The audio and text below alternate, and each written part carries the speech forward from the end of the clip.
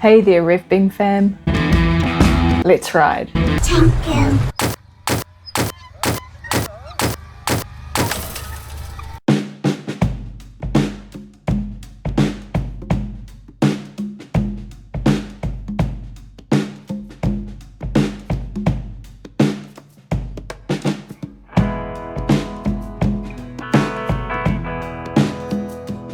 Welcome to Series 2, another South Island road trip. But first, we've got to get there. The first 3 episodes of this series follow our journey down through the North Island before we even touch the South. Day 1 was a simple but genuinely great ride into the middle of nowhere in the central North Island. The road into our overnight stop delivered a surprising mix of sweepers, tight sections, and wide open nothingness. And the perfect end to the day? Absolute isolation, and one of my favourite things, a log fire.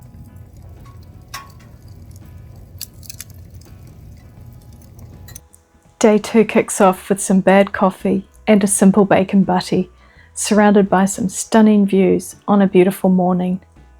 This is where the serious riding really begins. It's a long day in the saddle, and one of those days where the kilometres quickly stack up.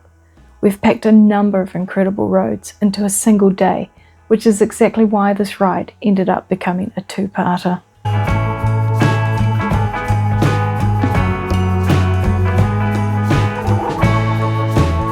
We start by backtracking, taking the same road out that we rode in on.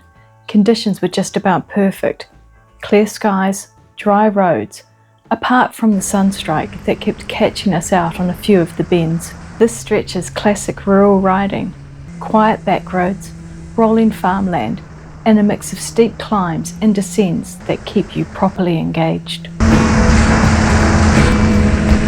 1-lane bridges, I absolutely love them. I'm not sure if this is a thing elsewhere, but New Zealand's back roads feature plenty of them, and this ride includes more than a few.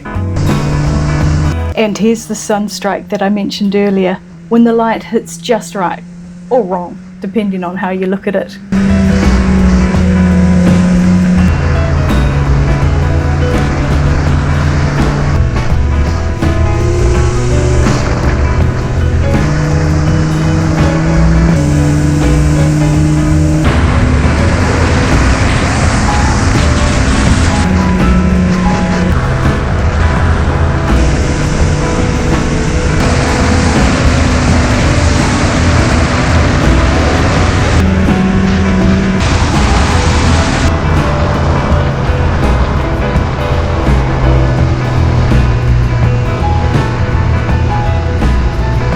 Every now and then you'll come across 2 1-lane bridges back to back, which isn't common, but always feels a bit special when it happens.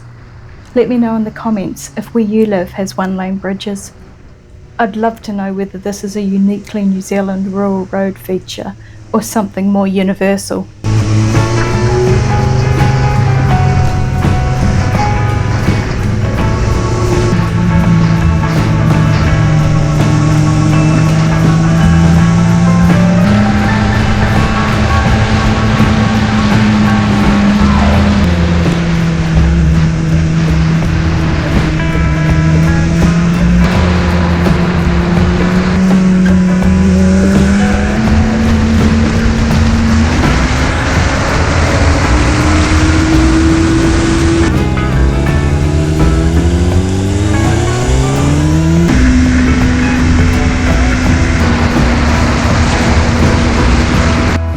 Yes, there I am, checking myself out again.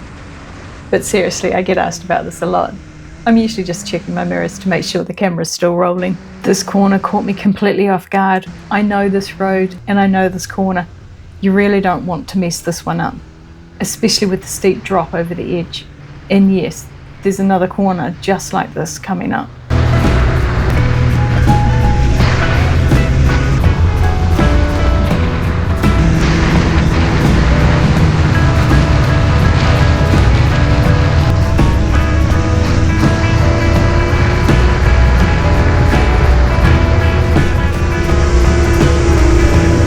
Sunstrike, followed immediately by a shaded section of road. Transitions like this can make it hard to read the corner properly. Your eyes take a moment to adjust, and that's where things can get tricky.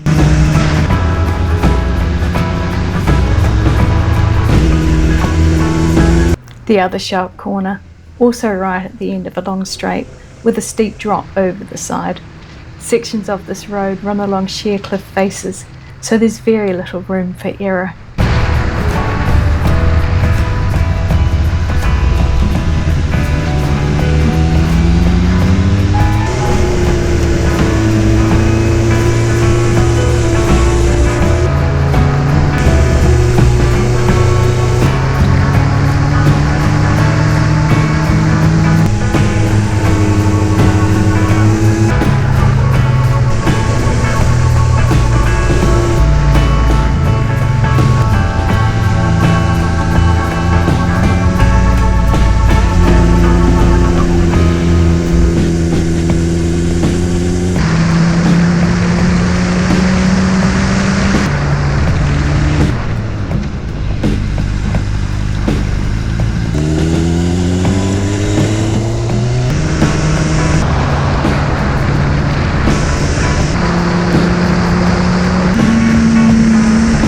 Second epic road of the day, the Gentle Annie, also known as the Taihape Napier Road, and the name has a few stories behind it. The most widely accepted explanation comes from a notorious steep descent into the Tairua Valley. Back in the day, this section dropped sharply and demanded real care, especially when the road was still rough and unsealed. Calling it gentle was pure irony, a tongue-in-cheek name for a road that was anything but, long before it was sealed in the early 2000s. The nickname was a nod to the old Gentle Annie washing machines, which were also famously anything but gentle. There's also a lesser known local legend that the name came from an accommodating woman, or possibly two, with the other known as Bonnie Mary, who worked at hotels along the route, offering weary travellers a gentle kind of respite after tackling the road. Whatever the true origin, today the Gentle Annie is one of the most rewarding rides in the North Island, flowing, remote, and still demanding enough to earn its name, ironic or otherwise.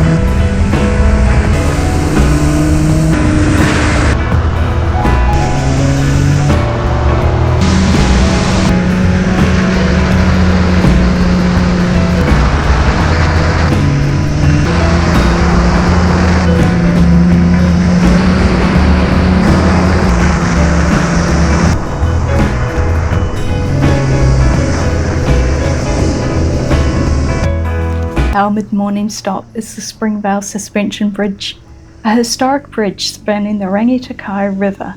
Originally built to connect remote farming communities, the bridge has become a popular stop for travellers, and for us it's the perfect place to cool off. There's nothing quite like river swimming on a road trip.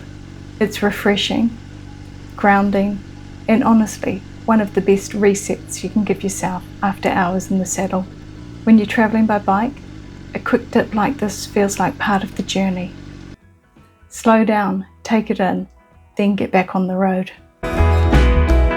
Thanks for sticking with me through to the end. If you like what you've seen, or if you've done these rides yourself, drop a comment below. Ride safe, look after each other, and I'll see you in the next one.